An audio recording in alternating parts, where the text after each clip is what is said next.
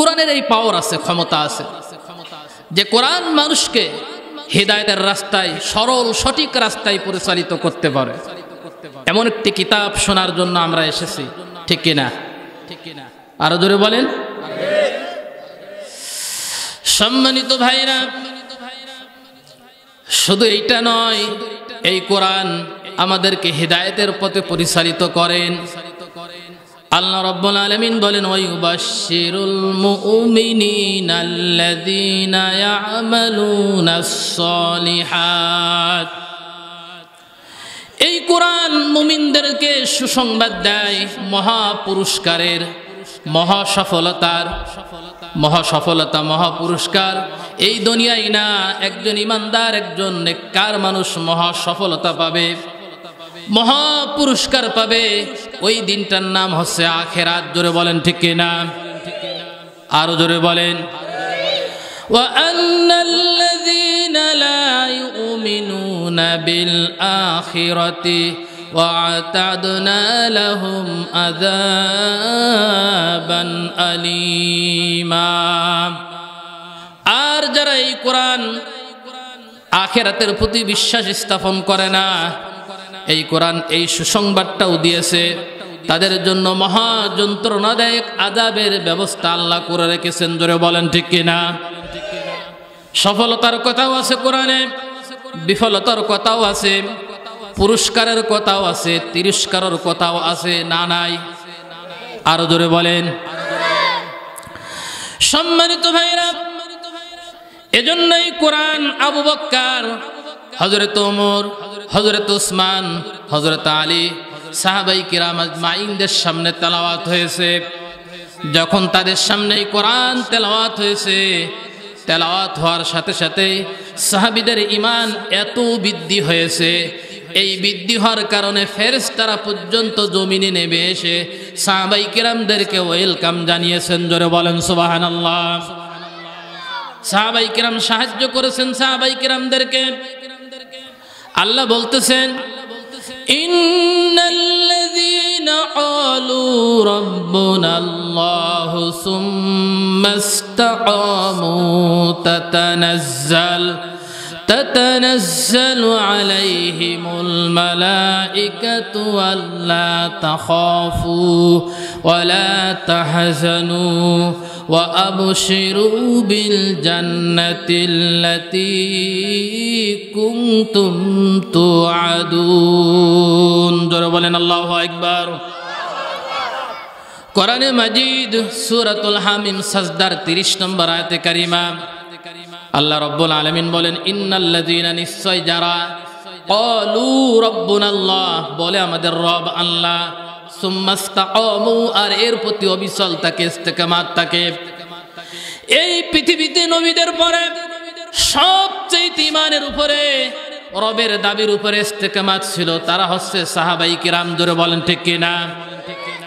সাহাবায়ে কিরামরা এমন দৃষ্টান্ত স্থাপন করেছেন, নিজের জীবন তাৎক্ষণিকভাবে দাঁড়িয়ে দিয়ে দিয়েছেন, কিন্তু ঈমানের পথ থেকে বিন্দু পরিমাণ তার অবিচল হয় নাই। জোরে বলেন ঠিক কিনা? সরে দাঁড়ায় নাই। এমন সাহাবীদেরকে সুসংবাদ দিয়েছেন। আর সাহাবায়ে কিরাম যখন এই কোরআন শুনেছে, কোরআন শোনার সাথে সাথে যাদাতুহুম ঈমানা, তাদের ঈমান বৃদ্ধি হয়ে গেছে। এজন্য আল্লাহ রাব্বুল আলামিন ডাক দিয়ে বর্ণনা করতেছেন, ওয়াইযা সামিউ মা উনজিলা ইলার রাসূলি তারা আ'য়ুনাহুম তাফিদু মিনাদ দাম'i মিম্মা আরাফু মিনাল হক ইয়াকুলুনা রাব্বানা আমান্না ফাকুতুবনা মা'আশ শাহিদিন। কোরআনে মাজিদ সূরাতুল মাইদা 7 নম্বর পারার 1 নম্বর পৃষ্ঠার 1 নম্বর লাইনের 83 নম্বর আয়াতে কারিমা আল্লাহ রাব্বুল আলামিন বলেন, ও নবী, যে কোরআন আপনার কাছে অবতীর্ণ করেছি, যে কোরআন আপনার কাছে নাজিল করেছি, এই কোরআন যখন আপনি পড়েন, অগণিত অসংখ্য লোককে দেখতে পাবেন তারা এই কোরআন শোনার কারণে তাদের চোখ দিয়ে ঝার ঝরে অশ্রু ঝরে। তারা এই কথা বলতে বাধ্য হয়, ইয়াকুলুনা রাব্বানা আমান্না, আল্লাহ তাআলার প্রতি আমরা ঈমান আনলাম, ফাকতুবনা মা'আশ শাহিদিন, আমাদের নামগুলোকে সাক্ষ্য দানকারীদের কাতারে লিখে নাও। জোরে বলেন সুবহানাল্লাহ। সম্মানিত ভাইরা, এমন একটি কোরআনের আলোচনা, কোরআনের বক্তব্য, কোরআনের তাফসীর, কোরআনের আওয়াজ আমরা শুনতে এসেছি। আমাদের মতন সৌভাগ্য আর বর্তমানে আর কেউ নাই। জোরে বলেন ঠিক কিনা? বিশ্বনবী মসজিদে নববীর ভিতরে নামাজ শেষ করে দেখতে পেলেন দুই দল সাহাবা এক জায়গায় বসে এক গ্রুপ সুবহানাল্লাহ, আলহামদুলিল্লাহ, আল্লাহু আকবার বর্ণনা করতেছেন, আর এক দল সাহাবা কোরআনে কারীম নিয়ে গবেষণামূলক আলোচনা করতেছেন, তেলাওয়াত করতেছেন, কোরআনের বর্ণনা করতেছেন, তাফসীর করতেছেন, ব্যাখ্যা করতেছেন। আল্লাহর নবী জিকির আজগারের জায়গায় না বসে তিনি কোরআনের তাফসীরের জায়গায় বসলেন, আর বসে বললেন, ও সাহাবীরা শোনো, এরকম তাফসীর মাহফিলে যদি আমি মুহাম্মদ সাল্লাল্লাহু আলাইহি ওয়াসাল্লামকে ডাকা হয়, আহ্বান করা হয়, আহ্বান করলেও আমি সেখানে বসতে রাজি, আহ্বান না করলেও সেখানে আমি বসতে রাজি। জোরে বলেন সুবহানাল্লাহ। তাহলে এটা একটা জাকজমকপূর্ণ, বরকতপূর্ণ, রহমতপূর্ণ একটা মাহফিল। জোরে বলেন ঠিক কিনা? এখানে এসে কোনো মানুষ বিফলে যায় না, এটা কোরআন দিয়ে প্রমাণ করে দিয়েছেন আল্লাহ রাব্বুল আলামিন। সম্মানিত ভাইরা, এই পৃথিবীতে আমার আল্লাহ রাব্বুল আলামিন যত কিছু নিয়ামত দান করেছেন, সকল কিছু নিয়ামতের হিসাব কিয়ামতের ময়দানে আমাদেরকে দিতে হবে না? হবে না? হবে। কিন্তু কয়েকটা নিয়ামতের হিসাব কিয়ামতের ময়দানে আমাদেরকে দেওয়া লাগবে না। তার ভিতরে একটা বিষয়, সেটা হচ্ছে সময় একটা নিয়ামত, কিন্তু এই সময়ের মধ্য থেকে যে ব্যক্তি তার জীবদ্দশায় কোরআনের শোনার জন্য, কোরআন বুঝার জন্য, কোরআন আমল করার জন্য, কোরআন আলোচনা শোনার জন্য যে ব্যক্তি 1 ঘন্টা 2 ঘন্টা সময় ব্যয় করেছে, এই সময়ের হিসাব কিয়ামতের ময়দানে দেওয়া লাগবে না। জোরে বলেন সুবহানাল্লাহ। এ কথার দ্বারা আমি নির্দ্বিধায় বলতে পারি আপনাদেরকে যে কোরআনের মাহফিল একটা সম্মানিত মাহফিল। জোরে বলেন ঠিক কিনা? আর এরকম একটি মাহফিলে আমরা বসতে পেরেছি, আসতে পেরেছি, এজন্য আমরা খুশি না বেজার? আরো জোরে বলেন খুশি। সুতরাং এই আলোচনা তাদের কাছে আনন্দ দেবে, তাদের ঈমান বৃদ্ধি করবে। যেমন সাহাবাই কিরামদের সামনে আলোচনা পেশ করার কারণে, কোরআন বর্ণনা করার কারণে, কোরআন তেলাওয়াত করার কারণে তাদের আনন্দ দিত। সম্মানিত ভাইরা, শুধু আনন্দই দিইনি, সাহাবীদের মর্যাদা এত দূর পর্যন্ত আমার আল্লাহ রাব্বুল আলামিন উঠিয়েছেন। হযরত আবু বকর রাদিয়াল্লাহু তাআলা আনহু মসজিদ নববীর বারান্দায় বসে কাঁদতেছেন দিনের বেলায়, নামাজের ওয়াক্ত না, বিশ্বনবী পাশ দিয়ে যাচ্ছিলেন। হযরত আবু বকর রাদিয়াল্লাহু তাআলা আনহু মসজিদ নববীর ভিতরে বসে থাকতে দেখে, কান্নাকাটি করতে দেখে নবীজি জিজ্ঞাসা করলেন, আবু বকর, ও সময় তুমি এখানে বসে রয়েছে কেন? তোমার কি কাজ নেই? কান্নাকাটি কেন করছো? হযরত আবু বকর বলতেছে, ইয়া রাসূলুল্লাহ, ইয়া হাবিবাল্লাহ, আমি বসে কাঁদতেছি এই কারণে, আমি তো এখনো মাপের গ্যারান্টি পাইনি, জান্নাতের গ্যারান্টি পাইনি, ক্ষমার গ্যারান্টি পাইনি, এজন্য বসে বসে আমি কান্নাকাটি করতেছি। যে কোরআন শুনেছি, ঈমান এনেছি, ঈমানের জজ্বায় এত দূর পর্যন্ত পৌঁছেছি, ইয়া রাসূলুল্লাহ, সব সময় আপনার সাথে থাকি। নবীজি বললেন, আবু বকর বলো কি? আল্লাহ রাব্বুল আলামিন তো কবেই তোমার ব্যাপারে আমাকে জানিয়ে দিয়েছে, তুমি কি শুনতে চাও নাকি? হযরত আবু বকর রাদিয়াল্লাহু তাআলা বললেন, নাম ইয়া রাসূলুল্লাহ, অবশ্যই আমি শুনতে চাই। আল্লাহ নবী বললেন, শোনো, ওয়ালিমান খাফা মাকাম রাব্বিহি জান্নাতান ফাবিআইয়ি আলাই রাব্বিকুমা ربكما تكذبان মুখস্থ আছে না মুখস্থ আল্লাহর এই সোনালী আয়াতগুলো জবান খুলে পড়েন ফাবিআইয়ি আলাই রাব্বিকুমা তুকাযযিবান সূরা আর-রহমানের আয়াত আল্লাহ রাব্বুল আলামিনের নবী বিশ্ব নবী মুহাম্মদুর রাসূলুল্লাহ সাল্লাল্লাহু আলাইহি ওয়াসাল্লাম হযরত আবু বকরকে শোনালেন আবু বকর শোনো আল্লাহ রাব্বুল আলামিন শুধু তোমাকে ক্ষমা করে নাই শুধু তোমাকে maaf করে নাই আল্লাহ রাব্বুল আলামিন শুধু জান্নাতের গ্যারান্টি তোমাকে দেই নাই আল্লাহ রাব্বুল আলামিন তোমার জন্য জান্নাতের দুইটা গ্যারান্টি দিয়েছেন জোরে বলেন সুবহানাল্লাহ ওলিমান খাফা মাকাম রাব্বিহি জান্নাতান আল্লাহ বলতেছেন আবু বকর তোমার জন্য দুইটা জান্নাতের বরাদ্দ হয়েছে শুধু দুইটা জান্নাত নয় সকল সাহাবায়ে কিরাম যখন জান্নাতে যাবে জান্নাতের 8টা দরজা সাহাবায়ে কিরামদেরকে ওয়েলকাম জানাবে ডাকবে বলবে ও সাহাবীরা তোমরা আমার দরজার মধ্যে দিয়ে প্রবেশ করো কিন্তু মর্যাদা অনুযায়ী এক একজন সাহাবীকে এক একটা মর্যাদা অনুযায়ী জান্নাত দিয়ে দেওয়া হবে সম্মানিত ভাইরা আমরাও চাই কিয়ামতের ময়দানে জান্নাত আমাদের জন্য ওয়েলকাম জানাক আমাদেরকে ডাকুক আমাদেরকে প্রত্যেক দরজা দিয়ে আহ্বান করা হোক এটা আমরা চাই কি চাই না আরো জোরে বলেন আমরা এটা চাই আমরা তো আর ওই সৌভাগ্য পাবো না নবীজির দেখা আমরা পাইনি বিশ্ব নবী এখন যদি জীবিত থাকতেন আর আমরা সেখানে যদি থাকতাম তাহলে এই সহবতে থাকার কারণে হয়তো এই মর্যাদায় আমরা ভূষিত হতাম সম্মানিত ভাইরা কিন্তু নবীজি অপশন কিন্তু আমাদের জন্য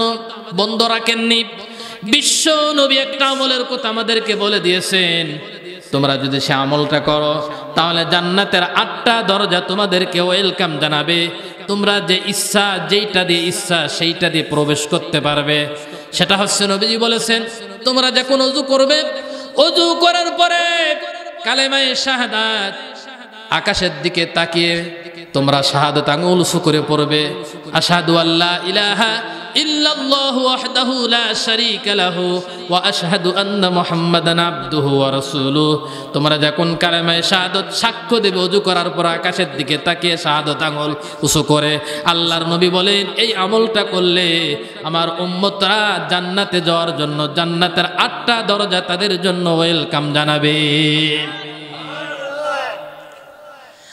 সম্মানিত ভাইরা আমরা বলতেছিলাম মর্যাদার সম্মানের কথা আবার এই কোরআন আবু জেহেল আবু লাহাব উতবা শাইবা এরকম কাফেরদের কাছেও কিন্তু তেলাওয়াত করে শোনানো হয়েছে না হয় নাই আরো জোরে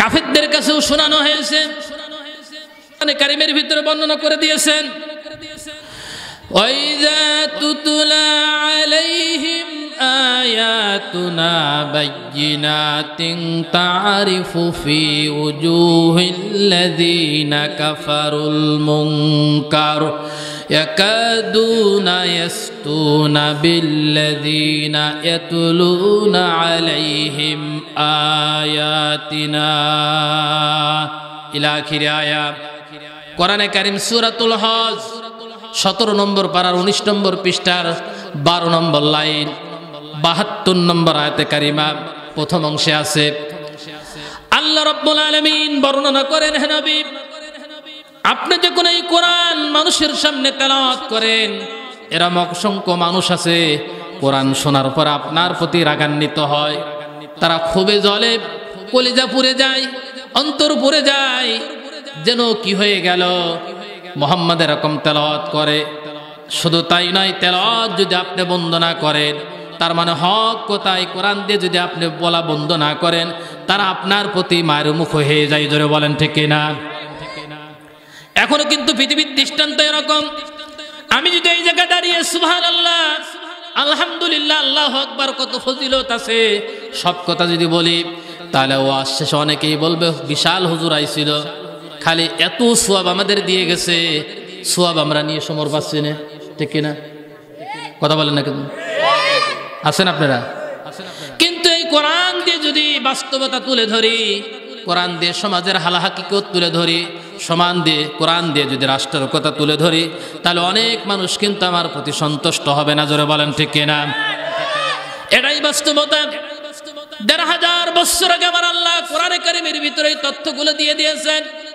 কোরআন কোন মানুষের সামনে পড়লে তাদের ঈমান বৃদ্ধি হবে, আবার কিছু মানুষের সামনে কোরআন তেলাওয়াত করলে, তাফসীর করলে, ব্যাখ্যা করলে তাদের শয়তানি বেড়ে যাবে। জোরে বলেন ঠিক কিনা? এটাই বাস্তবতা। সম্মানিত ভাইরা, আমি মাঝে মাঝে একটা কথা বলি, জোরালো ভাবে বলি, যাদের শয়তানি বৃদ্ধি পায় তারা সাবধান, কারণ কিয়ামতের ময়দানে আল্লাহর দরবারে নবীর মামলার কিন্তু আসামি হওয়া লাগবে আপনাদের। স্বয়ং আল্লাহ তাআলা আল্লাহর বান্দাদের বিরুদ্ধে নিজেই আর্গুমেন্ট জারি করবেন, মামলা দায়ের করবেন। আমার আল্লাহ তাআলা কোরআনে কারীমের ভিতরে এই তথ্যটা দিয়ে দিয়েছেন। আল্লাহ বলতেছেন, ওয়া ইন্নাহু লাযিকরুল লাকা ওয়া লিকওমিকা ওয়া সাওফা তুসআলুন।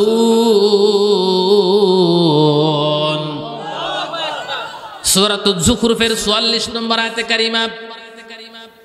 সম্মানিত ভাইরা, আমার আল্লাহ বললেন, ওয়া ইন্নাহু লাযিকরুল লাকা ওয়া লিকওমিকা ওয়া সাওফা তুসআলুন।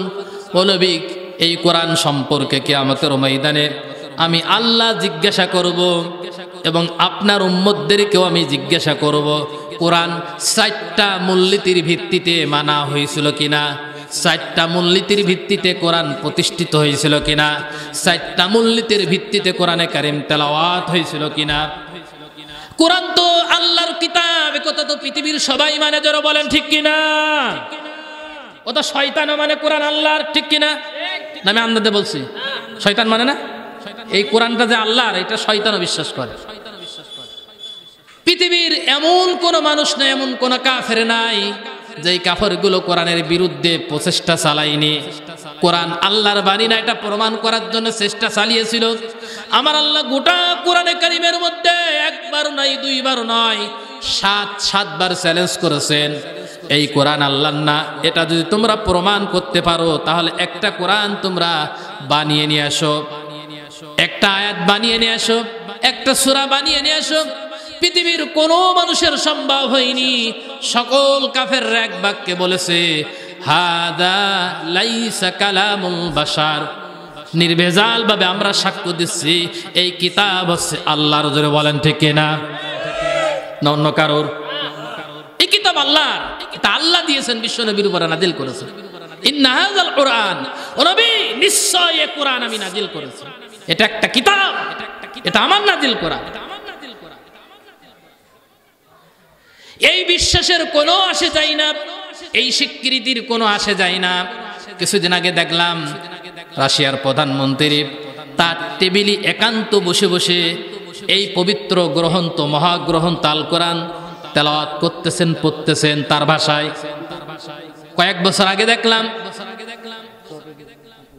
আমেরিকার প্রধানমন্ত্রী আগে যে ছিল বারাক ওবামা, আল আজহার বিশ্ববিদ্যালয়ে ভাষণ দিতে গিয়ে তিনি 18 খান কোরআনের শরীফের আয়াত তেলাওয়াত করেছেন, অথচ তিনি কিন্তু একজন ইহুদি। কোরআন বিজ্ঞানের কিতাব, কোরআন একটা কমপ্লিট জীবন ব্যবস্থার কিতাব। এটা তারা পরে সলিউশন নেয়, এই বিশ্বাসের কোনো স্বীকৃতি আল্লাহ রাব্বুল আলামিনের কাছে নাই। কোরআন বিশ্বাসের স্বীকৃতি হচ্ছে 4টা মূলনীতির উপরে। জোরে বলেন কয়টা মূলনীতির উপরে?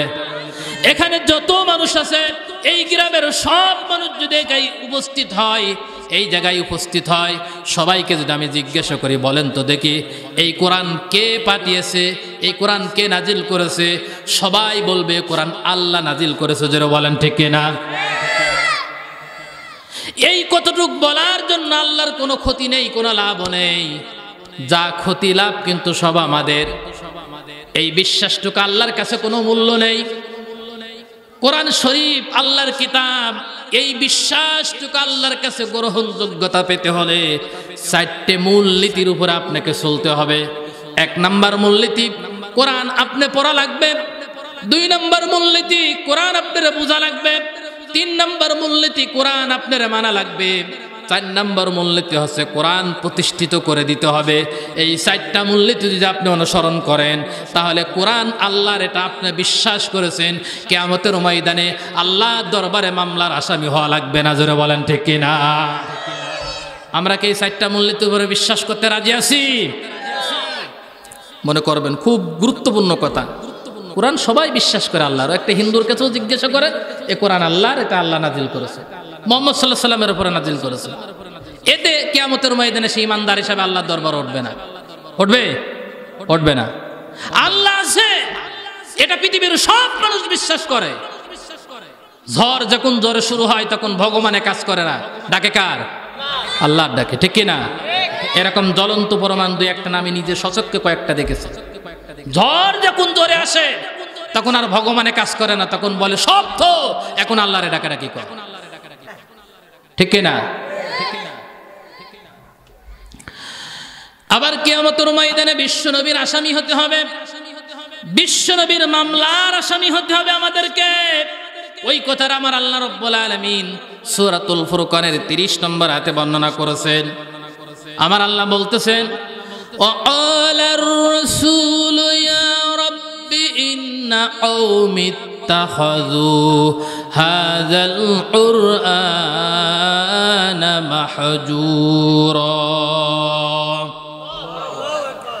কোরআনে কারীম সূরাতুল ফুরকান 19 নম্বর পারার 1 নম্বর পৃষ্ঠা 10 নম্বর লাইনে 30 নম্বর আয়াতে কারিমা থেকে বলছি, আল্লাহ বলেন, ওয়ালার রাসূল, তোমার রাসূল বলবে, তোমাদের রাসূল বলবে, ইয়া রব, হে আমার রব, ইন্না কওমি ইত্তাখাযু হাযাল কুরআন, আমি আমার কওমের কাছে কোরআন রেখে এসেছিলাম।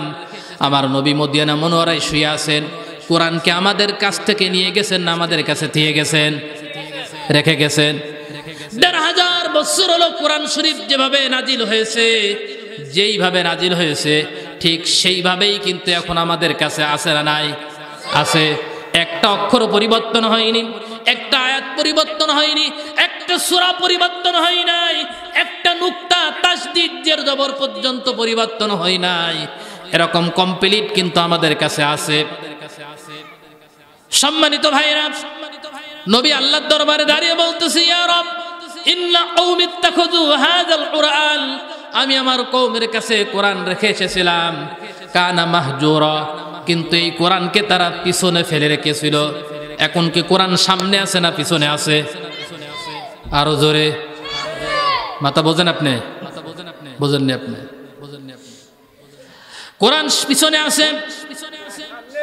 নো, কোরআন পিছনে আছে, আপনি বোঝেননি। আমার বক্তব্য বোঝেননি আপনি। কোরআন কিন্তু পিছনে আছে। 96 ভাগ মুসলমানের এই দেশ, ঠিক কিনা? 56,000 বর্গ মাইলের দেশ এই বাংলাদেশ।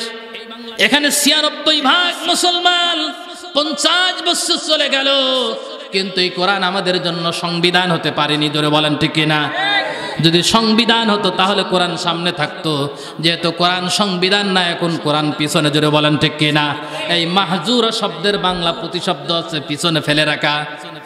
এজন্য কিয়ামতের ময়দানে আল্লাহর নবীর আসামি হতে হবে, আল্লাহর রাসূলের মামলার আসামি হতে হবে আমাদেরকে।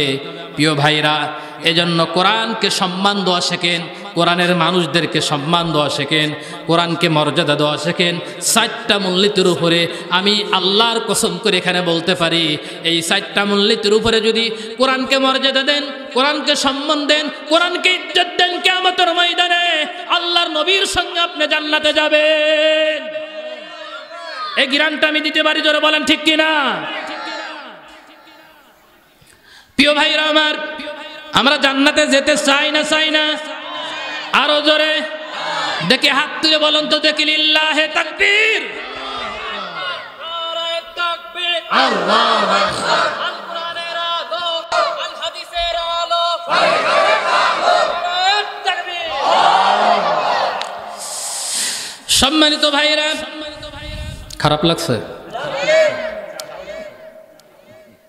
যদি খারাপ লাগে কোন হুজুর, আপনি তো গ্রামেরই ছেলে নাকি? আমি তো আপনাদের গ্রামের সন্তান। যদিও অনেকে আমাকে ভালো চোখে দেখে না, আমি একটু সোজা কথা বলি সেই জন্য। প্রিয় ভাইরা আমার, এই যে আপনারা বসে আছেন, গল্প দিয়ে একটা কথা বলি। কিয়ামতের ময়দানে আল্লাহ না করুক কে কোথায় যাবে আমরা কেউ জানি না। জানি আমি জাহান্নামে যাব না আপনি জাহান্নামে যাবেন, না আপনি জান্নাতে যাব না আপনি জান্নাতে যাবেন, এটা আমরা জানি না। কিন্তু আপনার চোখের সামনে যদি কোনো ব্যক্তি আপনার শুভাকাঙ্ক্ষী জাহান্নামে যায়, কষ্ট লাগবে না? ঠিক কিনা? লাগবে। শুধুমাত্র এই আশাই বলি, আমি নিজেও যেমন জান্নাতে যেতে চাই, আমার সকল শুভাকাঙ্ক্ষীদেরকে নিয়ে জান্নাতে যেতে চাই। এটা কি আমার অপরাধ? আরো জোরে। মূলত আমার আশা হচ্ছে এটা। সম্মানিত ভাইয়েরা, তাহলে সিদ্ধান্ত হয়ে গেল জান্নাতে আমরা যাব। মা বোনরা আপনারা সাবধানে বাড়ে, যেহেতু অনেক মা বোন হয় মাহফিলে, অনেক মা বোন হয়, তাদের নিয়েও কিছু কথা হবে। প্যান্ডেল বলতেছে ভরে গেছে। এই চাঁদপুর গ্রামে অনেক লোক আছে, তারা যদি সবাই কোরআনের মাহফিল শোনার জন্য আসে, আমার একটা বিশ্বাস এরকম মাহফিল এইরকম স্টেট কিন্তু 10টা করা লাগবে। জোরে বলেন ঠিক কিনা? সবাই আসে না, সবাই আসবেও না, কারণ সবাইকে আল্লাহ কবুল করেনি। সৌভাগ্যবান ব্যক্তি যারা, আল্লাহর প্রিয় বান্দা যারা, আল্লাহ রাব্বুল আলামিন কেবলমাত্র তাদেরই কবুল করেছেন। জোরে বলেন ঠিক কিনা? এজন্য আল্লাহ বলছেন, ওয়াইদা সামিউ মা উনজিলা ইলার রাসূলি তারা আয়ুনাহুম। ও নবী, কোরআন যখন তেলাওয়াত করবেন, বর্ণনা করবেন, আপনি অগণিত মানুষদেরকে দেখতে পাবেন, তাদের চোখ দিয়ে জার জোরে পানি ঝরতেছে। এই মানুষগুলো আল্লাহর কাছে অত্যন্ত প্রিয়। পঞ্চম নববী হিজরিতে বিশ্বনবী সাহাবায়ে কিরামদের উপরে যখন স্টিম রোলার চলতেছিল, এমন মার এমন নির্যাতন চলতেছিল, সাহাবীরা এসে নবীদের কাছে নালিশ করলেন, ইয়া রাসূলুল্লাহ, আমরা তো আর পারছি না, ইয়া রাসূলুল্লাহ, আমরা কি করব? আমাদের একটা দিক নির্দেশনা দেন। আল্লাহর নবী বললেন, শোনো, এই দেশে এখন থাকা যাবে না, এই দেশ থেকে তোমরা হিজরত করে ইথিওপিয়াতে চলে যাও, বর্তমানে ইয়েমেন রাষ্ট্র, চলে যাও সেইখানে একজন বাদশা আছে খ্রিস্টান, নাম তার নাজ্জাশী। সেই লোকটা অত্যন্ত ভালো লোক, সেখানে গেলে নিরাপত্তা পাবে। সাহাবায়ে কেরাম চলে গেলেন নবীজির কথা শুনে, হিজরত করে আবিসিনিয়ায় চলে গেলেন। চলে যাওয়ার পরে মক্কার কাফেররা কিন্তু বসে নেই, তারাও কিছু উপকৌটন দিয়ে টাকা পয়সা নিয়ে ওই নাজ্জাশীর দরবারে গিয়েছে মুসলমানদেরকে ফেরত নিয়ে আসার জন্য। নাজ্জাশীর দরবারে গিয়ে বলতেছে, বাদশা, আমাদের দেশ থেকে কিছু সন্ত্রাসী, আমাদের দেশ থেকে কিছু পথভ্রষ্ট লোক, তারা আপনার রাজ্যে এসেছে, তারাও বিশৃঙ্খলা করবে, এই উপকৌটন নেন আর ওই লোকগুলোকে আমাদের কাছে ফেরত দিয়ে দেন। কিন্তু বাদশা নাজ্জাশী চিন্তা করলেন না, তাদের কোথায় একবারে ফেরত দেওয়া যাবে না, তাদের কাছ থেকে কিছু শুনতে হবে। মুসলমানদেরকে ডাকা হলো, মুসলমানরা রাজ দরবারে আসলেন। হযরতে জাফর বিন আবি তালিব রাদিয়াল্লাহু তাআলা আনহু মুসলমানদের কমান্ডার ইন চিফ হয়ে তিনি নাজ্জাশীর দরবারে ভাষণ দিচ্ছেন। ভাষণ দেওয়ার সময় কোরআনে কারীমের সূরাতুল মারইয়াম তিনি তেলাওয়াত করতেছেন। জোরে বলেন সুবহানাল্লাহ। তেলাওয়াত যখন করতেছিলেন, নাজ্জাশী সহ বসে থাকা সকল লোকদের চোখ দিয়ে অঝার জোরে অশ্রু ঝরতেছিল। কিছু ঝরতেছিল? অশ্রু।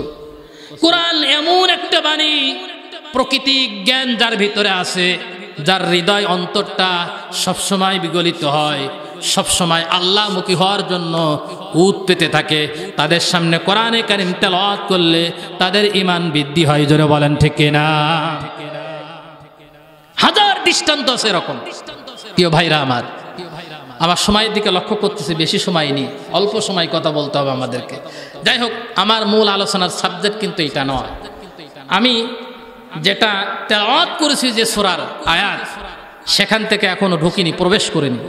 আসুন দরুদ ও সালাম পেশ করছি মানবতার বন্ধু মুহাম্মদুর রাসূলুল্লাহ সাল্লাল্লাহু আলাইহি ওয়াসাল্লাম, তার প্রতি অবতীর্ণ কোরআনে কারীম সূরাতুল হুজুরাতের 10 নম্বর আয়াত আমি তেলাওয়াত করেছিলাম আলোচনার প্রারম্ভে। সেই আলোচনার মধ্যে আমরা প্রবেশ করতে চাই। রাজি আছেন? আরো জোরে বলেন ইনশাআল্লাহ। জবান খুলে পড়েন। আউযু বিল্লাহি মিনাশ শাইতানির রাজীম বিসমিল্লাহির রাহমানির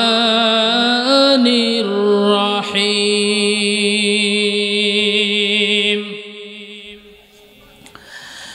ইন্নামাল মুমিনুনা ইখওয়াতুন ফাআসলিহু বাইনা আখাওয়াইকুম ওয়াত্তাকুল্লাহ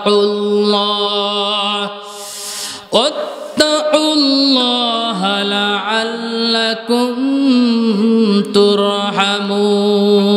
জোরে বলেন আল্লাহু আকবার।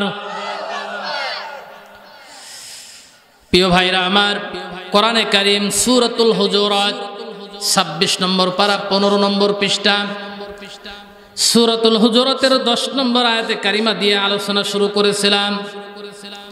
আল্লাহ রাব্বুল আলামিন আমাদেরকে ডাক দিয়ে বর্ণনা করতেছেন ইন্নামাল মুমিনুনা ইখওয়াতুন। এই পৃথিবীতে যত মুসলমান আছে একজন মুসলমান আরেকজন মুসলমানের ভাই, ঠিক কিনা? তার মানে হলো মুসলমান মুসলমান পরস্পরে ভাই ভাই।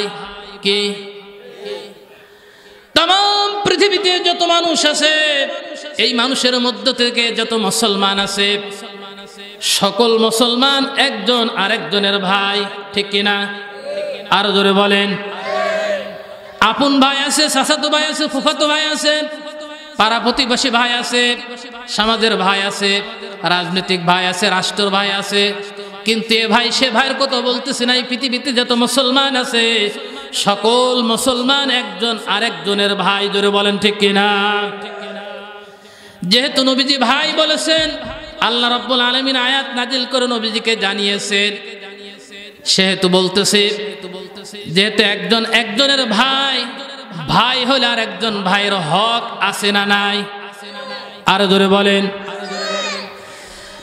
আপন ভাই যদি হয়, বাবার রেখে যাওয়া, মায়ের রেখে যাওয়া, আত্মীয় বর্গের রেখে যাওয়া সম্পত্তির অধিকার হয়, ওয়ারিশ হয়। কিন্তু জাতি ভাই, মুসলমান জাতি ভাই, একজন মুসলমান আরেকজন মুসলমানের কাছ থেকে কি হক পায়? ১৫০০ বছর আগে আমার নবীজি এই কথাটা, এই তথ্যটা জানিয়ে দিয়েছেন। এই তথ্যটা যদি সমাজে চালু থাকতো আর আমরা যদি সবাই মানতাম, তাহলে আজ সমাজে এত বিশৃঙ্খলা হতো না। জোরে বলেন ঠিক কিনা? এত মারামারি হতো না, গন্ডগোল হতো না, ফাসাদ হতো না, সন্ত্রাস হতো না, দলাদলি হতো না। জোরে বলেন ঠিক কিনা? আমরা ওই সেই কথাটাই বলতে চাই। ১৫০০ বছর আগে আমার নবীজি তার উম্মতদেরকে জানিয়েছেন, হাক্কুল মুসলিমি আলাল মুসলিমি সিত্তু।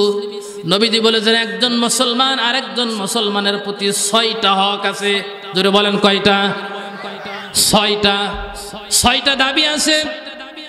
কোন মুসলমান যদি এই ৬টা হক, ৬টা দাবি যদি পূরণ না করে, কিয়ামতের ময়দানে আল্লাহ রাব্বুল আলামিনের দরবারে সে ব্যক্তি ধরা পড়বে। জোরে বলেন ঠিক কিনা? এর সামনের দিকে এগিয়ে আসেন আর জিকির করেন সুবহানাল্লাহ আলহামদুলিল্লাহ লা ইলাহা আলহামদুলিল্লাহ লা ইলাহা ইল্লাল্লাহ। আরো জোরে সুবহানাল্লাহ আলহামদুলিল্লাহ লা ইলাহা ইল্লাল্লাহ। সম্মানিত মা এবং বোনেরা, আপনারাও সামনের দিকে সরে আসেন। আর আপনাদেরকে বলছি সামনের দিকে সরে আসেন, বারবার বলা যাবে না, কারণ মেহমান চলে আসলে আপনাদের যদি বিশৃঙ্খল অবস্থায় দেখতে পান তাহলে তিনি কষ্ট পাবেন। আমরা চাই, আমি মূলত বাগানটাকে সাজানোর জন্য চেষ্টা করতেছি। যাই হোক, আল্লাহ তাআলা কবুল করুন। জোরে বলেন আমিন। সম্মানিত ভাইরা, আমি বলেছি সিত্তু, একজন মুসলমান আরেকজন মুসলমানের কাছ থেকে অধিকার পাবে কয়টা? ৬টা। জোরে বলেন কয়টা? আরো জোরে বলেন। ৬টা অধিকার পাবেন। তার মানে আমার কাছে আপনারা ৬টা অধিকার পাবেন, আমিও আপনাদের কাছে ৬টা অধিকার পাবো। এই অধিকার যদি কোনো মুসলমান আদায় না করে, কিয়ামতের ময়দানে মামলার আসামি হওয়া লাগবে। আপন ভাইয়ের সম্পত্তি যদি আমি মেরে খাই, মেরে খাওয়ার কারণে যেমন কিয়ামতে আসামি হওয়া লাগবে, মুসলমান ভাই মুসলমান আরেকজন ভাইয়ের যদি এই 6টা হক 6টা দাবি আমি পূরণ না করি, তাহলে কিয়ামতের ময়দানে আমাকেও আপনাকেও আল্লাহর দরবারে আসামি হওয়া লাগবে। এবার আসেন তো সেই 6টা হক কি কি আমরা একটু বলার চেষ্টা করি। প্রধান মেহমান আসার আগ মুহূর্ত পর্যন্ত ১৫০০ বছর আগে আমার নবী জানিয়ে দিয়েছেন, শোনো, একজন মুসলমান আর একজন মুসলমানের যখন সাক্ষাৎ হবে, সাক্ষাৎ পর সাথে সাথেই সেই মুসলমান যিনি আগে সাক্ষাৎ পাবেন তিনি সর্বপ্রথম ওই মুসলমান ভাইকে সালাম দেবে। কি দেবে? আরো জোরে, আরো জোরে। তাহলে 1 নম্বর পয়েন্ট মনে রাখেন, কিয়ামতের ময়দানে 1 নম্বর পয়েন্ট, এই যে সালাম না দেওয়ার কারণে আল্লাহর দরবারে আসামি হওয়া লাগবে। আমাদের 1 নম্বর পয়েন্ট আছে সালাম। জোরে বলেন কি? সালাম মানে শান্তি, আল্লাহর একটা সিফাতি নাম। আল্লাহর একটা কি সিফাতি নাম? সম্মানিত ভাইরা, আল্লাহ রাব্বুল আলামিন কোরআনে বর্ণনা করতেছেন, ওয়াইদা হুইতুম বিতাহিয়াতিন ফাহাইয়ু বিআহসানা মিনহা আও রুদ্দুহা ইন্নাল্লাহা আলা কুল্লি শাইইন হাসিবা। জোরে বলেন আল্লাহু আকবার। আল্লাহ রাব্বুল আলামিন সূরাতুন নিসার ৮৬ নম্বর আয়াতে বর্ণনা করেছেন, কোন মানুষ যদি কোনো মানুষের কল্যাণ কামনা করে, তার মানে সালাম দেয়। সালাম দেওয়া কি? কল্যাণ কামনা করে না? সালাম দেয়, কল্যাণ কামনা করে, তাহলে তুমিও উত্তম পন্থায় তার জবাব দাও। তার মানে আপনাকে যদি কেউ বলে আসসালামু আলাইকুম, তাহলে আপনি বলবেন ওয়া আলাইকুমুস সালাম ওয়া রাহমাতুল্লাহি ওয়া বারাকাতুহু। এটা সুন্নাহ। এটা কি সুন্নাহ? সম্মানিত ভাইরা খুব খেয়াল করেন, আসসালামু আলাইকুম এই শব্দটা যখন উচ্চারণ করলাম, তার অর্থ দাঁড়ালো আল্লাহ রাব্বুল আলামিনের রহমত বরকত আপনার উপরে নাজিল হোক। তার মানে দোয়া করলাম, কি করলাম? কল্যাণ কামনা করলাম। পৃথিবীতে এরকম কোন ধর্ম নাই, এরকম কোন ধর্ম নেই সেই ধর্মে এরকম কোন বাণী দিয়ে অন্য ভাইকে কল্যাণ কামনা করা হয়। হিন্দু ভাইরা আদাব বলে, বলে কিনা? ওয়েলকাম, গুড বাই ইত্যাদি অনেক কিছু উচ্চারণ হয়, কিন্তু আরবি ভাষা এই সালাম জান্নাতে একটা শব্দ। জান্নাতের ভিতরে শুধু সালামের প্রচলন থাকবে। এমন সালাম এই জান্নাতের ভিতরে দেওয়া হবে, কোরআনে কারীমের ভিতরে বর্ণনা এসেছে, ফাসালামুল লাকা মিন আসহাবিল ইয়ামিন। কিয়ামতের ময়দানে কেবলমাত্র সালাম পাওনা হবে তাদেরকে যারা ডানপন্থী। কি পন্থী? ডানপন্থী। ইয়ামিন শব্দের শাব্দিক অর্থ হচ্ছে কি? ডানপন্থী। আর শিমাল শব্দের শাব্দিক অর্থ হচ্ছে বামপন্থী। আল্লাহ নিজে বামপন্থীদেরকে পছন্দ করে। আমাদের মুসলমানের ঘরের সন্তান অনেকে নিজেকে বামপন্থী হিসেবে পরিচয় দিতে গর্ববোধ করেন, নিজেকে অনেক মর্যাদাবান মনে করেন। আল্লাহ তাআলা নিজে বামপন্থীদেরকে ঘৃণা করে। কোরআন শরীফে বামপন্থীদের সম্পর্কে সরাসরি আয়াত নাজিল হয়েছে। কিয়ামতের ময়দানে সালাম পাবে কেবলমাত্র তারা, জান্নাতি মেহমানদেরকে সালাম দেবে আল্লাহর ফেরেশতারা। জান্নাতের হুর আর গেলেমানরা গেটে গেটে দাঁড়িয়ে জান্নাতি মেহমানদেরকে সালাম দেবে, বলবে সালামুন আলাইকুম উদখুলুল জান্নাতা বিমা কুনতুম তা'মালুন। তারা বলবে আসো, তোমাদের জন্য ওয়েলকাম। তোমরা দুনিয়া অনেক কষ্ট করেছিলে, রাত জেগে তাহাজ্জুদ পড়েছিলে, ইসলামের জন্য মার খেয়েছো, জুলুমের শিকার হয়েছে, জেলে গিয়েছো, তোমাদের শহীদ হতে হয়েছে, আহত হতে হয়েছে। এজন্য তোমাদের জন্য সালাম জানানোর জন্য আমরা দাঁড়িয়ে আছি। জোরে বলেন সুবহানাল্লাহ। সম্মানিত ভাইরা, এই যে সালাম, এই সালামটা কিন্তু এখন বিভিন্ন প্রকারের হয়ে গেছে। সালাম কিন্তু কয়েক প্রকার, যেমন বাংলা সালাম, ইংরেজি সালাম, রাজনৈতিক সালাম আছে না নাই? অনেকে সালামটাও শুদ্ধ করে বলতে পারে না, বলে আসসালামু আলাইকুম। কি বলে কিনা? আসসালামু আলাইকুম। কি বলে? আসসালামু আলাইকুম। এই আসসালামু আলাইকুম করলেন সালাম হলো? সম্মানিত ভাইরা, সালাম আলাইকুম এটা কোন তো ভাষা হলো না, শুদ্ধ হলো না।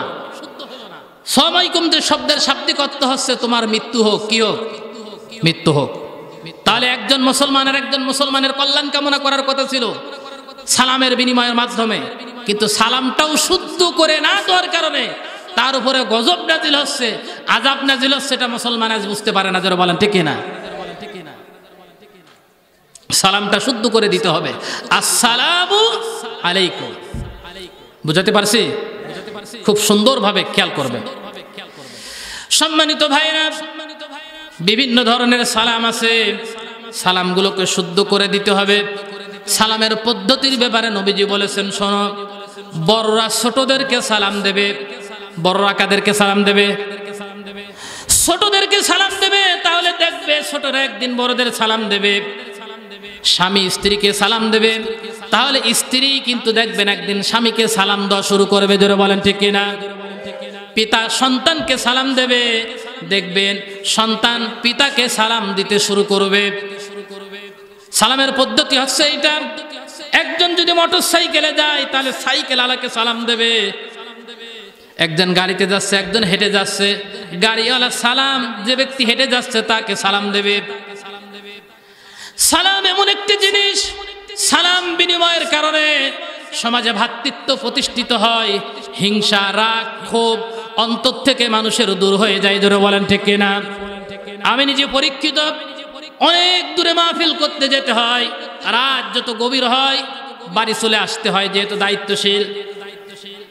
আমি একবার আসার সময় একদল ডাকাতের সামনে পেলাম, মোটর সাইকেল কাছে, আর মাহফিল থেকে ফেরত আসার সময় কিছু টাকা পয়সা দিয়েছেন,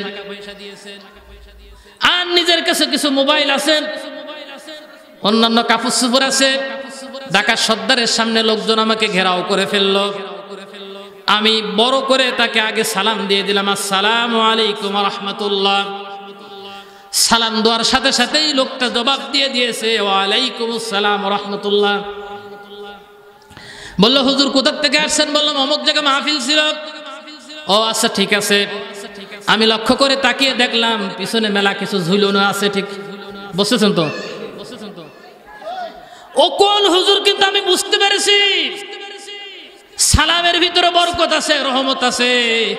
আমি অন্তর থেকে তখন মনে করলাম, মেধা দিয়ে মনে করলাম, হয়তো আল্লাহ রাব্বুল আলামিন এই সালামের বরকতে এই বিপদ থেকে আমাকে বাঁচিয়ে দিয়েছে। ঠিক না? সম্মানিত ভাইরা, সালামের কারণে অনেক জায়গা থেকে আমরা সম্মান পাই। রাতের অন্ধকারে যখন প্রাইভেট নিয়ে যখন আসি, মোড়ে মোড়ে পুলিশ দাঁড়িয়ে থাকে, মামারা দাঁড়িয়ে থাকে, যখন সালাম দেয় আসসালামু আলাইকুম ওয়া রাহমাতুল্লাহ, ও হুজুর মাহফিল করে আসলেন, বুঝেছে, ঠিক আছে, যান, চলে যান, গাড়ি ধরা লাগবে না, জিজ্ঞাসা করা লাগবে না। সম্মানিত ভাইরা, একজন ব্যক্তি সব জায়গায় যদি সালামের প্রচলন করে দেয়, মুসলমান ভাই আর একজন মুসলমান ভাইকে সালাম দেওয়া শেখে, মুরব্বীরা ছোটদের সালাম দিতে থাকে, তাহলে এই সমাজে আর অশান্তি থাকবে না, ভ্রাতৃত্ববোধে পরিপূর্ণ হয়ে যাবে। জোরে বলেন ঠিক না? আছে এটা? আছে এখন? নেই। এখন তো সালাম হয় টুপি দেখে। জোরে বলেন ঠিক কিনা? টুপি আগে দেখে ওটা পাঁচকলি নাকি, যদি পাঁচকলি হয় তাহলে বুঝতে হবে ওটা আমার দলের লোক, ওইটা দিতে হবে। ও খাড়া টুপি থাকলে আর সালাম দেওয়া যাবে। এই হিংসা চলতেছে এখন, ঠিক কিনা? ও আমার দল করে না, সালাম দেওয়া যাবে না। এই হচ্ছে আমাদের সমাজের ট্রেডিশন। সম্মানিত ভাইরা, না, ও মুসলিম ঘরের সন্তান, হয়তো সে গুনাহগার হতে পারে, আমার বিরুদ্ধে হতে পারে, আমার বিরুদ্ধে হতে পারে, আমার মতের বিরুদ্ধে হতে পারে। কখনো অন্তরের ভিতরে হিংসা পোষণ করা যাবে না। দেখা মাত্রই বড় করে সালাম দেবেন, দেখবেন একদিন লোকটা আপনার অন্তরঙ্গ বন্ধু হয়ে গেছে। যারা বলেন ঠিক কিনা? হাজার শত্রু থাকলে সে একদিন বন্ধুতে পরিণত হয়ে যাবে। এজন্য সালাম সব জায়গায় কি করতে হবে? প্রচলন করে দিতে হবে। আপনি যখন ঘরে ঢুকবেন, আল্লাহ আয়াত নাজিল করেছেন, ইয়া আইয়ুহাল্লাযীনা আমানু লা তাদখুলু বুয়ুতান গায়রা বুয়ুতিকুম ইলা আখির আয়াত। সূরাতুন নূরের 27 নম্বর আয়াতের প্রথম অংশে আছে, আমার আল্লাহ রাব্বুল আলামিন বলে, শোনো, তোমরা যারা ঘরে প্রবেশ করো, আগে সালাম দাও, অনুমতি নাও, তারপরে ঘরের মধ্যে প্রবেশ করো। এই আয়াতের সূচনা অনুযায়ী আমরা যদি এখান থেকে বাড়িতে আগে স্ত্রীকে সালাম দিতে পারতাম, আর স্ত্রীরা যদি আমাদেরকে ওয়ালাইকুম আসসালাম বলে সংবর্ধনা দিত, তাহলে স্বামী স্ত্রীর ভিতরে কোনো ঝগড়া, কোনো মারামারি, কোনো মনোদ্বন্দ্ব, মনোমালিন্য হতো না। জোরে বলেন ঠিক কিনা? আজকে স্বামী স্ত্রীর ভিতরে যত দ্বন্দ্ব, বিবাহ বন্ধনের সমস্যা, তালাক, ডিভোর্স ইত্যাদি যে সমস্যাগুলো তৈরি হয়েছে আমাদের সমাজে, এই সমাজে তৈরি হওয়ার পিছনে সালাম বিনিময় না করা। এজন্য প্রিয় ভাইরা, নবীজি 1000 বছর আগে বর্ণনা করেছেন, একজন মুসলমান আরেকজন মুসলমান ভাইয়ের সঙ্গে দেখা সাক্ষাৎ হলেই তারা সালাম বিনিময় করবে। কি করবে? এটা সালাম হচ্ছে জান্নাতি একটা ভাষা। আল্লাহ রাব্বুল আলামিন শিখিয়ে দিয়েছেন নবীদেরকে, নবীরা আমাদেরকে শিখিয়েছেন সালাম দেওয়া মানে একজন আরেকজনের কল্যাণ কামনা করা। জোরে বলেন ঠিক কিনা? এটা হচ্ছে 1 নম্বর। কয় নম্বর? আমি বলেছি একজন মুসলমান আর একজন মুসলমানের হক কয়টা? আরো জোরে, আরো জোরে। এটা মনে রাখবেন, মনে রাখার জন্য কালকের থেকে, সকাল থেকে, এখন থেকেই যদি আপনি আমল শুরু করেন তাহলে পরে আপনার জন্য লাভ হবে। নবীজি 1000 বছর আগে বর্ণনা করেছেন 2 নম্বর, কোন ব্যক্তি যদি রোগগ্রস্ত হয়, তোমরা যদি শোনো তাহলে রোগগ্রস্ত ব্যক্তিদেরকে তোমরা দেখতে যাবে। কি যাবে? আরো জোরে বলেন।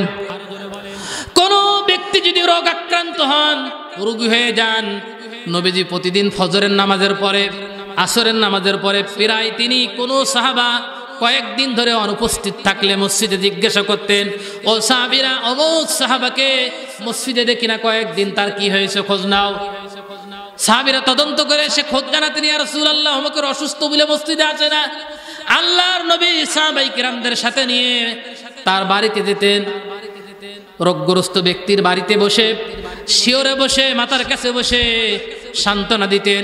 হাত তুলে তুলে নবীজি আল্লাহর কাছে দোয়া করতেন, আল্লাহ তাআলা আমার এই উম্মতকে, এই সাহাবীকে তুমি সুস্থতা দান করে দাও। জোরে বলেন সুবহানাল্লাহ। এটা আমাদের প্রচলন করা উচিত।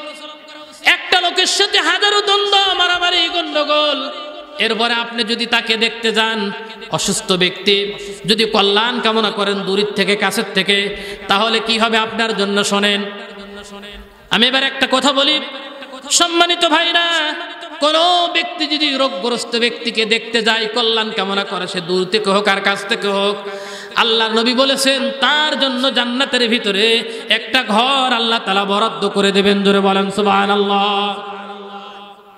রোগগ্রস্ত ব্যক্তিদেরকে দেখতে যান। সম্মানিত ভাইরা,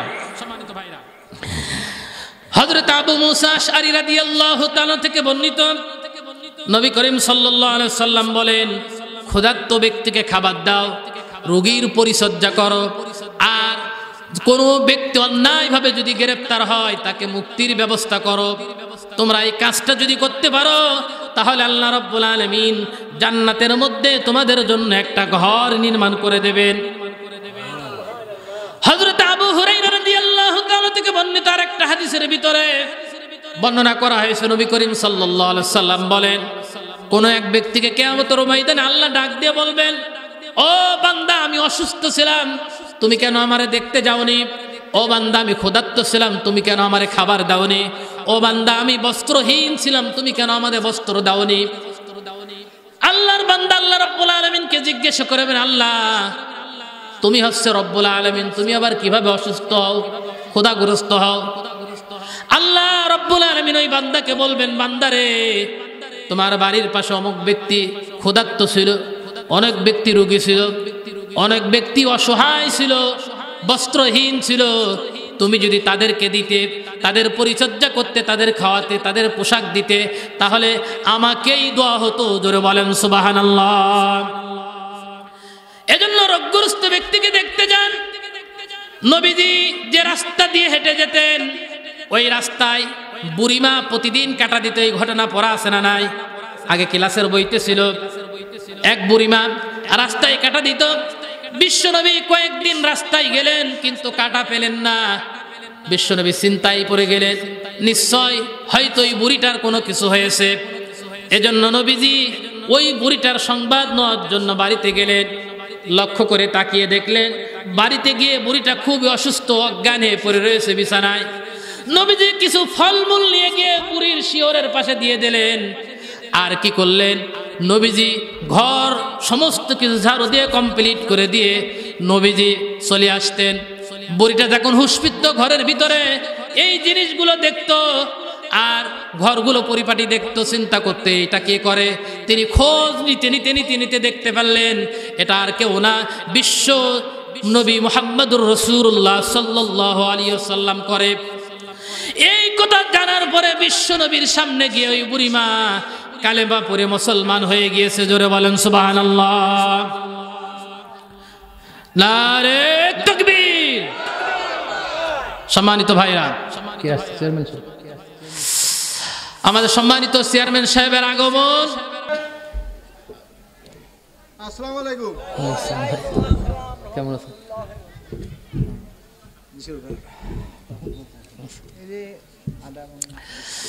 আমরা বলতেছিলাম একজন মুসলমান আর একজন মুসলমানের প্রতি হক কয়টা? 6টা। বললাম কয়টা? 2টা। 3 নম্বর হক, কোনো মুসলমানকে যদি দাওয়াত দেয়, দাওয়াত কবুল করতে হবে। সেটা যদি নিতান্ত একনিষ্ঠ গরিব মানুষও যদি হয়, তার বাড়ি আপনাকে যেতে হবে। এটা রাসূলের সুন্নাহ, এটা রাসূলের কি? এই গ্রামের মাতব্বর সাহেব আমার চাচা, সম্মানিত চাচা, অত্যন্ত প্রভাবশালী একজন সমাজসেবক। চেয়ারম্যান সাহেবকে মনে করলেন। চেয়ারম্যান সাহেবকে একজন গরিব লোক এসে বলল, চেয়ারম্যান সাহেব আমার মনে ইচ্ছা আপনাকে 1 প্লেট খেতে দেবো, আমার বাড়িতে দাওয়াত থাকলো, আপনি যাবেন। এখন চেয়ারম্যান সাহেব যদি মনে করে না লোকটা খুব গরিব, ওর বাড়ি যাওয়া যায় না, বসার জায়গা পর্যন্ত নেই, এরকম হিংসা পোষণ যদি করেন, তাহলে সেজন্য রাসূলের সুন্নাহকে ওভারটেক করেছে। জোরে বলেন ঠিক কিনা? সবাইকে ভালোবাসতে হবে, যে লোকটা দাওয়াত দেয় তার বাড়িতেই যেতে হবে, এটা রাসূলের সুন্নাহ। দাওয়াত 2 প্রকার, একটা হচ্ছে খাওয়া দাওয়ার দাওয়াত, আর একটা হচ্ছে দিনের রাস্তায় দাওয়াত। জোরে বলেন ঠিক কিনা? দিনের রাস্তায় যদি কোনো মুসলমান ভাইকে দাওয়াত দেয়, সাথে সাথে ওই দিনের রাস্তার দাওয়াতটাকেও আপনাকে কবুল করতে হবে। জোরে বলেন ঠিক কিনা? আল্লাহ নিজে বলেছেন এই কথাটা, قل هذه سبيلي أدعو إلى الله على بصيرة أنا ومن اتبعني وسبحان الله وما أنا من المشركين। দূরে বলেন আল্লাহু আকবার। সূরাতুল ইউসুফের 108 নম্বর আয়াতে কারিমা এটা। আল্লাহ বলতেছেন, নবী আপনি বলুন, কুল হাযিহি সাবিলি আদউ ইলাল্লাহ, এটাই আমার কাজ, এটাই আমার পথ। আমি মানুষদেরকে আল্লাহর পথে আহ্বান করি। যারা আমার উম্মত, যারা আমাকে ইত্তেবা করবে, তাদের ওই একই কাজ, আল্লাহর দিকে মানুষদেরকে আহ্বান করতে হবে। জোরে বলেন ঠিক কিনা? প্রত্যেকের একই কাজ, আমাদের প্রত্যেকের একই কাজ, আল্লাহর দিকে মানুষদেরকে আহ্বান করতে হবে। কি সমস্যা? বস। ও সম্মানিত ভাইরা, একজন মুসলমান আর একজন মুসলমানের 6টা হক। বললাম কয়টা? আরো জোরে বলেন। 3টা বলেছি। কয়টা বলেছি? 3টা। 4 নম্বর পয়েন্ট, আল্লাহ নবী বলেছেন 4 নম্বর পয়েন্ট হলো, কোনো ব্যক্তি যদি কোনো সাহায্য চায়, কোনো উপদেশ চায়, তাহলে তাকে সৎ উপদেশ দিতে হবে, সাহায্য করতে হবে। কে বলেছেন? নবীজি। কে বলেছেন? নবীজি। কে বলেছেন? 1500 বছর আগে নবীজি বলেছেন, কোনো ব্যক্তি যদি আপনার কাছে সাহায্য চায়, উপদেশ চায়, ভালো উপদেশ দেবেন। খবরদার কোনো ব্যক্তিকে কুবুদ্ধি দেবেন না, খারাপ বুদ্ধি দেবেন না। একটা লোককে যদি খারাপ বুদ্ধি দেওয়ার কারণে লোকটা যদি ক্ষতিগ্রস্ত হয়, লোকটা যদি পথভ্রষ্ট হয়ে যায়, কিয়ামতের ময়দানে আল্লাহর দরবারে কিন্তু মামলার আসামি হতে হবে আপনাকে। একটা লোককে যদি আপনি সাহায্য করেন, এই যে চেয়ারম্যান সাহেব আছে, এই সওয়াবের ভাগী তারা বেশি হয়। তার একটা জ্বলন্ত উদাহরণ দিই। হযরত আবু যার গিফারি রাদিয়াল্লাহু তাআলা আনহু মসজিদে নববীর ভিতরে তিনি ইতিকাফে আছেন। একজন গরিব পথিক এসে হযরত আবু যার গিফারি রাদিয়াল্লাহু তাআলা আনহুকে বললেন, ভাই আমি একটু সমস্যায় পড়েছি, আমার এই সমস্যাটা একটু সলভ করে যদি দিতে পারতেন। আর আমি এটাও জানি আপনি ছাড়া এই সমস্যাটা সলভ করতে পারবে না কেউ, যেতে হবে আপনাকে অমুক জায়গায়। হযরত আবু যার গিফারি রাদিয়াল্লাহু তাআলা আনহু এই কথা শোনার সাথে সাথেই তিনি ইতিকাফ থেকে উঠে চলে গেলেন। কোনো সাহাবা তাকে সতর্ক করলেন, হে আবু যার গিফারি, তুমি তো এতেকাফে রয়েছে, এতেকাফে থাকলে তো মসজিদের বাইরে যাওয়া যায় না, তুমি কেন যাচ্ছ? হযরত আবু যার গিফারি রাদিয়াল্লাহু তাআলা আনহু বলে, শোনো, কোনো মানুষ যদি বিপদে পড়ে, কোনো মানুষ যদি সাহায্য চায়, আর সেই সাহায্য যদি কোনো মানুষ করে, আল্লাহর নবীর মুখ দিয়ে আমি শুনেছি 10 বছর একাধারে ইতিকাফ করলে যে সওয়াব হবে, একজন মানুষ বিপদে পড়লে সাহায্য করে উদ্ধার করে দিলে ওই পরিমাণ সওয়াব তার আমলনামায় লেখা হবে। কথা কি বোঝাতে পারছি? তাহলে একজন মানুষ সাহায্য চাইছে, অথচ আমরা সাহায্য করি না, দলীয়করণ হিসাবে আমাদের মাথার ভিতরে খেলা করে, ও আমার দলের লোক না, এই চিন্তা খবরদার করা যাবে না। আপনি 10 বছর ইতিকাফ একাধারে কি থাকতে পারবেন নাকি? পারবেন? রমজান মাস আসার পরে 10 দিন থাকার জন্য মুসল্লি খুঁজে পাওয়া যায় না মসজিদে, ঠিক কিনা? অনেক মসজিদ আছে যে একজন লোক ইতিকাফে থাকতে রাজি হয় না, অথচ ইতিকাফে না থাকলে কি হয়? গুনাহ হয়। কোন মানুষ যদি বিপদে পড়ে, বিনা স্বার্থে, কোনো স্বার্থ না নিয়ে আপনি লোকটাকে যদি উপকার করতে পারেন, তাহলে পরে 10 বছর ইতিকাফ করলে, একাধারে বসে ইতিকাফ করলে যে সওয়াব হবে আপনার আমলনামায়, ওই পরিমাণ সওয়াব আপনার আমলনামায় আল্লাহ তাআলা লিখে দেবেন। জোরে বলেন সুবহানাল্লাহ। তাহলে 4 নম্বর পয়েন্ট গেল। 1 নম্বর দেখা হলে সালাম দেবেন, 2 নম্বর রোগগ্রস্ত হলে দেখতে যাবেন, 3 নম্বর দাওয়াত দিলে কবুল করবেন, যাবেন, 4 নম্বর কোন মানুষ বিপদে পড়লে সাহায্য চাইলে সাহায্য করবেন। এটা নবীর ঘোষণা। কার ঘোষণা? আরো জোরে বলেন। 5 নম্বর পয়েন্ট, নবীজি বলেছেন, কোন মুসলমান যদি তোমার সামনে দাঁড়িয়ে যদি হাসি দেয়, কি দেয়? হাসি দেয়। কোন মানুষ যখন হাসি দেয় তখন কি পড়ে? আরো জোরে আলহামদুলিল্লাহ পড়ে। তুমি যদি আলহামদুলিল্লাহ শোনো, তাহলে তুমি পড়ো ইয়ারহামুকুমুল্লাহ, ইয়ারহামুকাল্লাহ বলো, ইয়ারহামুকাল্লাহ। তুমি তখন বলো ইয়ারহামুকাল্লাহ। কেন বলবে শোনো, একজন মুসলমান ভাই যেহেতু হাসি দিয়েছে, হাসি দেওয়ার কারণে কত উপকার হয়েছে তুমি জানো না? আমরা যে শ্বাস প্রশ্বাস নিই, এই পৃথিবীর অক্সিজেনের ভিতরে অনেক ধরনের জীবাণু আছে। এই জীবাণু নাকের ভিতরে যে জমা হয়, একজন মুসলমান যখন হাসি দেয়, আলহামদুলিল্লাহ বলে, নবীজি বলেছেন 80 প্রকার রোগের জীবাণু হাসির মাধ্যম দিয়ে তার শরীর থেকে বের হয়ে যায়। সম্মানিত ভাইরা, এই জন্য মুসলমান আলহামদুলিল্লাহ বলে। আল্লাহর নবী হযরত আদম আলাইহিস সালাতু ওয়াস সালাম পৃথিবীর প্রথম মানুষ সৃষ্টি করলেন আল্লাহ তাআলা নিজ হাতে। কোন হাতে? নিজ হাতে সৃষ্টি করেছিলেন। আমি এবার একটা তথ্য দিই, এই আকাশ সৃষ্টি করতে গিয়ে আল্লাহ তাআলা কোন শব্দ দ্বারা সৃষ্টি করেছে? জমিন সৃষ্টি করতে গিয়ে আল্লাহ তাআলা কোন শব্দ দ্বারা সৃষ্টি করেছেন?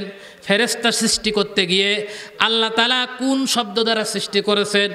অন্যান্য যত জীব আছে, অন্যান্য যত প্রাণী আছে, বস্তু আছে, সব কিছু সৃষ্টি করার সময় আল্লাহ তাআলা কোন শব্দ দ্বারা সৃষ্টি করেছেন? কিন্তু আল্লাহ তাআলা মানুষকে সৃষ্টি করার সময় কোন শব্দ আল্লাহ ব্যবহার করেন নাই? আল্লাহ তাআলা মানুষকে সৃষ্টি করতে গিয়ে নিজের হাত দিয়ে আল্লাহ তাআলা তৈরি করেছেন। জোরে বলেন সুবহানাল্লাহ। তাহলে আল্লাহ নিজ হাত দিয়ে আমাদেরকে তৈরি করেছেন। আমাদের বেশি ভালোবাসে না কম ভালোবাসে? বেশি ভালোবাসে। আল্লাহ আমাদের যে কত ভালোবাসে আপনি জানেন না? আল্লাহ নিজে হাতে আমাদেরকে তৈরি করেছেন। আদম আলাইহিস সালাতু ওয়াস সালামকে তৈরি করলেন। তৈরি করার পরে হযরত আদম আলাইহিস সালাতু ওয়াস সালামের ভিতরে যখন রূহ ফুঁকে দেওয়া হলো, রূহ ফুঁকে দেওয়া হয়েছিল নাক দিয়ে। কি দিয়ে? নাক দিয়ে। আর নাকের ভিতরে যদি কোনো জিনিস প্রবেশ করে তাহলে বিড়বিড়ি করে, কি করে না? করে না? বিড়বিড় করে, চুলকায়। আর ওই চুলকানের কারণে স্বাভাবিকভাবে মানুষ কি দেয়? হাসি দেয়। হযরত আদম আলাইহিস সালাতু ওয়াস সালামের নাক দিয়ে যখন রূহ প্রবেশ করানো হলো, এরকম বিড়বিড় করতেছিল। হযরত আদম আলাইহিস সালাতু ওয়াস সালাম হাসি দিলেন, আর হাসি দেওয়ার সাথে সাথেই নিজের অজান্তে নিজেই পড়ে ফেললেন আলহামদুলিল্লাহ। কি পড়েছিলেন? আলহামদুলিল্লাহ। আর ফেরেশতা মণ্ডলী সহ সবাই তখন দাঁড়িয়ে ইয়ারহামুক আল্লাহ তেলাওয়াত করেছিলেন। সম্মানিত ভাইরা, এজন্য হাসি দিলে এই হাসির প্রতি উত্তরে জবাব দিতে হবে আমাদেরকে। এটা হচ্ছে 5 নম্বর। কয় নম্বর গেল? 1 নম্বর বার বলি সালাম দেওয়া, 2 নম্বর হচ্ছে রোগগ্রস্ত হলে দেখতে যাওয়া, 3 নম্বর হচ্ছে দাওয়াত দিলে দাওয়াতে অংশগ্রহণ করা, 4 নম্বর হচ্ছে কি কোনো সাহায্য চাইলে উপদেশ চাইলে সাহায্য করা, উপদেশ দেওয়া, 5 নম্বর হচ্ছে হাসি দিলে উত্তর দেওয়া। জোরে বলেন ঠিক কিনা? এবারে 6 নম্বর সম্মানিত ভাইরা খুব খেয়াল করেন, কোনো মানুষ যখন মারা যায় নবীজি বলেছেন মানুষ মারা যাওয়ার সংবাদ শোনার পরে তোমরা জানাজায় অংশগ্রহণ করবে। কি করবে? জানাজায় অংশগ্রহণ করবে। জানাজায় অংশগ্রহণ করলে লাভ কি হবে? আল্লাহর নবী বলেছেন কোনো মানুষ যদি জানাজায় অংশগ্রহণ করে, জানাজায় অংশগ্রহণ করলে 1 কিরাত পরিমাণ তাকে সওয়াব দেওয়া হবে। দাফন কাজে সম্পূর্ণ করে আসলে তাহলে তাকে 2 কিরাত পরিমাণ সওয়াব দেওয়া হবে। কয় কিরাত? 2 কিরাত। কোনো ব্যক্তি যদি বাঁশ কাটে, কবর কাটে, কোনো ব্যক্তি যদি গোসল করায়, প্রত্যেকটি কাজের বিনিময়ে 1 কিরাত সওয়াব দেওয়া হবে। সাহাবায়ে কেরাম জিজ্ঞাসা করলেন, ইয়া রাসূলুল্লাহ 1 কিরাত পরিমাণ সওয়াব কত হবে? আল্লাহর নবী বললেন 1 কিরাত পরিমাণ সওয়াব হচ্ছে উহুদ পাহাড় যত বড়, এত বড় পরিমাণ সওয়াব তার আমলনামায় লিখে দেওয়া হয়। কি বোঝাতে পারছি? এত পরিমাণ সওয়াব তার আমলনামায় লিখে দেওয়া হয়।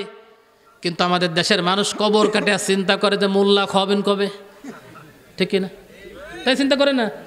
ও যদি কবর কাটার সময় যে চিন্তা করে যে মোল্লা খাওয়াবেন কবে, ঠিক আছে না, ওর কি সওয়াব হবে? আরো জোরে সওয়াব হবে না। সম্মানিত ভাইরা, প্রধান মেহমান চলে এসেছেন আপনাদের সামনে, এখনই আলোচনা শুরু করবেন। আমার পয়েন্ট আমি শেষ করে নিই। ওখানে বসো ভাই, বসো। নারে তাকবীর! প্রধান মেহমানের আগমন, প্রধান মেহমানের আগমন। সম্মানিত ভাইরা, বলতেছিলাম জানাজার কথা শুনলে, কোনো মানুষ মারা যাওয়ার কথা শুনলে আমাদেরকে সেখানে অ্যাটেন্ড হতে হবে। কে বলেছেন? নবীজি। কে বলেছেন? নবীজি। আমরা বলতেছিলাম একজন মুসলমান আর একজন মুসলমানের প্রতি হক কয়টা? আরো জোরে বলেন। 6টা। কয়টা? দেখা সাক্ষাতে সালাম বিনিময়, রোগগ্রস্ত হলে দেখতে যাওয়া, দাওয়াত দিলে দাওয়াতে অ্যাটেন্ড করা, কোনো মানুষ সাহায্য চাইলে সাহায্য দেওয়া, 5 নম্বর হাসি দিলে হাসির জবাব দেওয়া, 6 নম্বর কোনো মানুষ মারা গেলে সেই জানাজায় অংশগ্রহণ করা। জোরে বলেন ঠিক কিনা? শুধু জানাজায় অংশগ্রহণ না, আমাদের সমাজে অনেক বিয়াদব দেখা যায়, অভদ্র লোক দেখা যায়, রাস্তা দিয়ে যাচ্ছে, হঠাৎ করে একটা লাশ আসতেছে। এরকম আসে না? আসে না? লাশ আসতেছে, আপনি দেখলেন, আপনাদের শিক্ষার জন্য বলতেছে, আপনি কোথাও যাচ্ছেন, দেখতে পেলেন একটা লাশ গোরস্থানে যাচ্ছে, কাঁধে করে নিয়ে, লাশটা সামনে আছে, লাশের পিছনে অগণিত লোক হেঁটে হেঁটে আসতেছে। এরকম হয় কি হয় না? এরকমই তো হয় নাকি? আপনি যখন ওই দিকে যাচ্ছেন, লাশটা দেখলেন, গাড়িতে আছেন, নবীজির সুন্নাহ হচ্ছে গাড়ির থেকে নেমে দাঁড়িয়ে লাশটাকে সম্মান জানানো। কি জানানো? কিন্তু অনেক অভদ্র আছে, লাশটাকে দেখার পরে গাড়ির থেকেও নামে না, সাইডে দাঁড়ায়ও না, আবার চলে যায়। ঠিক না? এটা সম্পূর্ণ অভদ্র। মসজিদে নববীর পাশ দিয়ে একটা লাশ যাচ্ছিল, সাহাবায়ে কিরাম বারান্দায় বসে আছেন, দাঁড়িয়ে গেলেন, জিজ্ঞাসা করলেন লাশটা কার? লাশ বহনকারী ব্যক্তিরা বলল লাশটা অমকের। লোকটা বলল, সাহাবায়ে কিরাম বলল লোকটা অত্যন্ত ভালো লোক ছিল আমাদের জানা মতে। নবীজি মসজিদে নববীর জায়নামাজের পর বসা আছে, সাহাবীদের প্রশ্ন উত্তর শুনে নবীজি বললেন অজাবাত। কিছুক্ষণ পর আর একটা লাশ গেল, সাহাবীরা জিজ্ঞাসা করলেন লাশটা কার? দাঁড়িয়ে জিজ্ঞাসা করলেন, লাশ বহনকারী ব্যক্তিরা বলল লাশটা অমকের। সাহাবীরা বলল লোকটা ভালো ছিল না। নবীজি বললেন অজাবাত। সাহাবীরা ভিতরে এসে প্রশ্ন করলেন, ইয়া রাসূলুল্লাহ বুঝলাম না, যখন আমরা ভালো বললাম তখন আপনি অজাবাত বলেছেন, যখন খারাপ বললাম তখন অজাবাত বলেছেন, কারণটা কি? আল্লাহর নবী বললেন, শোনো, তোমরা আমার সাহাবীরা ওই লোকটার ব্যাপারে ভালো সার্টিফিকেট দিয়েছো, ওই লোকটার জন্য আল্লাহ তাআলার জান্নাত ওয়াজিব হয়ে গিয়েছে। আজ যেই লোকটার ব্যাপারে খারাপ মন্তব্য করেছো, ওই লোকটার ব্যাপারে জাহান্নাম আল্লাহ তাআলা ওয়াজিব করে দিয়েছেন। সম্মানিত ভাইরা, তবে সেই জানাজায় কখনো আপনি যাবেন না। আমি এটা বলে শেষ করে দেব, জানাজায় তো অবশ্যই যাবেন। একটা হাদিস বলে শেষ করতেছি। বিশ্বনবী ইন্তিকালের আগে হুযায়ফাতুল ইয়ামান রাদিয়াল্লাহু তাআলা আনহুকে নবীজি মদিনার সকল মুনাফিকের নাম লিস্ট দিয়ে গিয়েছিলেন। হুযায়ফাতুল ইয়ামান রাদিয়াল্লাহু তাআলা আনহু কোনো ব্যক্তির জানাজায় যদি অংশগ্রহণ না করতেন, খলিফাতুল মুসলিমিন হযরত ওমর রাদিয়াল্লাহু তাআলা আনহু তার জানাজায় অংশগ্রহণ করতেন না। আল্লাহর নবীর সাহাবা হযরত ওমর হুযায়ফা রাদিয়াল্লাহু তাআলার কাছে বলতেন, হুযায়ফা, আল্লাহর নবী ইন্তিকালের আগে তোমার কাছে মদিনার মুনাফিকদের নাম দিয়ে গিয়েছেন, আমার নামটা দেখ ওর ভিতরে আছে কিনা, যদি থাকো আমাকে বলো, আমি এখন সংশোধন হয়ে যায়। আল্লাহ তাআলা মুনাফিকদের জানাজায় যেতে আল্লাহ নিজে নিষেধ করেছেন। কোরআনে কারীম তার দলিল সূরাতুত তাওবার সূরা ৮০ নম্বর আয়াত। কত নম্বর আয়াত? আল্লাহ বলতেছেন, ওয়ালা তুসাল্লি আলা আহাদিম মিনহুম মাতা আবাদাও ওয়ালা তাউম আলা কবরি। ও নবী, খবরদার তাদের জন্য জানাজায় অংশগ্রহণ করবেনই তো না, এমনকি কবরের পাশে পর্যন্ত দাঁড়িয়ে তাদের জন্য আপনি দোয়া করতে পারবেন না। জোরে বলেন ঠিক কিনা? এখন তো মুনাফিক চেনা দরকার নাকি? না চিনলে বুঝবেন কিভাবে? এগুলো আলোচনার করার সময় আজকে না। প্রধান মেহমান চলে আসছে, তাও বসাই রেখে আমি 2-3 মিনিট কথা বললাম, এটা আসলেই মানানসই না। সম্মানিত ভাইরা, আমার আলোচনার পয়েন্টটা শেষ করার জন্য বলেছে। আল্লাহ তাআলা আমাদের আজকের আলোচনা থেকে শিক্ষা নিয়ে আমল করার তৌফিক দান করুন। সবাই বলেন আমিন। সম্মানিত ভাইরা, একজন মুসলমান আর একজন মুসলমানের হক কয়টা বলেছি? 6টা। এই 6টা হক যদি আমরা সমাজে চালু করতে পারি, তাহলে এই সমাজে সকল হিংসা, বিদ্বেষ, হানাহানি, মারামারি, কাটাকাটি সব দূরীভূত হয়ে যাবে। এই সমাজটা ভ্রাতৃত্ববোধে সবাই আবদ্ধ হয়ে যাবে, শুধু শান্তি আর শান্তি হবে। 1 নম্বর সালাম, 2 নম্বর রোগগ্রস্ত হলে দেখতে যাওয়া, 3 নম্বর কোনো ব্যক্তি দাওয়াত দিলে দাওয়াতে অ্যাটেন্ড হওয়া, 4 নম্বর কোনো ব্যক্তি উপদেশ চাইলে বা সাহায্য চাইলে তার সাহায্য করা, 5 নম্বর কোনো ব্যক্তি হাসি দিলে আলহামদুলিল্লাহ বললে হাসির জবাব দেওয়া, 6 নম্বর হচ্ছে কোনো ব্যক্তি মারা গেলে তার জানাজায় কি করা? অংশগ্রহণ করা। আল্লাহ তাআলা আমাদের আমল করার তৌফিক দান করুন। আমিন।